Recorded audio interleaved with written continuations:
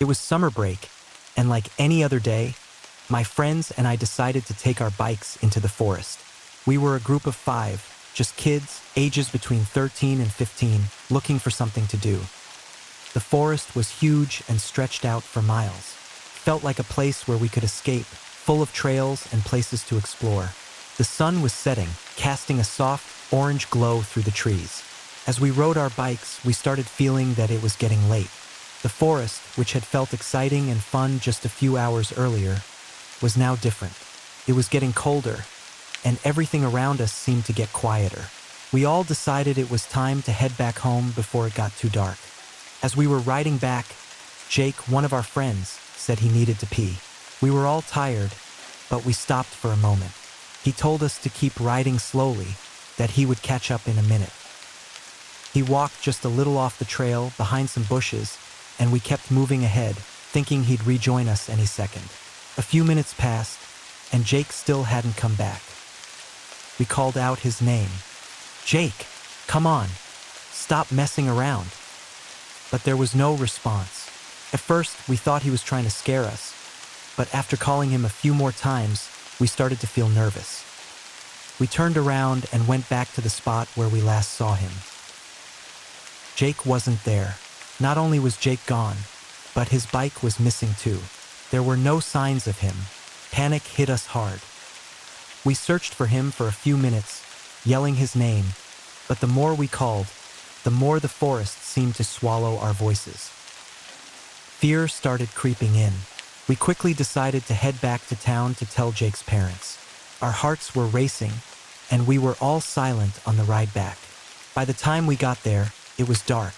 His parents called the police immediately. Within an hour, the police arrived at the forest with search dogs and flashlights. The area, which had felt scary before, now felt even worse with all the flashing lights and the serious looks on the officers' faces. They searched the area where we last saw Jake, but there was no sign of him or his bike. The dogs picked up a scent but lost it after a while, which seemed strange. It was as if Jake had just disappeared into thin air. The whole town was in shock. Over the next few days, more search teams were sent into the forest. They combed through every trail, every hidden path. Helicopters flew overhead, searching from above. Posters with Jake's face were put up everywhere. But day after day, there was no sign of him. Then, after almost a week, something was found deep in the forest. A group of hikers who had nothing to do with the search stumbled upon something strange. A clearing in the woods, far off from the trails we usually took. In this clearing, the police found signs of strange activity. Remains of small fires, strange symbols drawn on the ground, and old, rusted objects that didn't make sense. It was clear this wasn't just an ordinary part of the forest. The police then made a disturbing discovery. Hidden not far from the clearing, they found evidence of a secret group, some kind of strange cult that had been using the forest for rituals. They found things belonging to Jake, pieces of his clothing, his backpack, and other items. But there was something worse. Photos.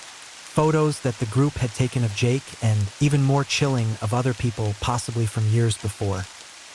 The police couldn't find all the members of this group, but they arrested a few of them. The whole town was shaken. The idea that something like this was happening so close to where we lived felt unreal. Jake was never found. The police confirmed the worst, but they never shared all the details with us. All we know is that he became the victim of something terrible, something we never imagined could happen so close to home. His parents moved away soon after, and the rest of us, we never went back to that forest again.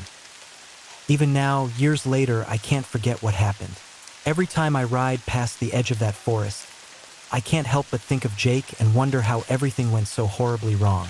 It's a memory that will haunt me for the rest of my life.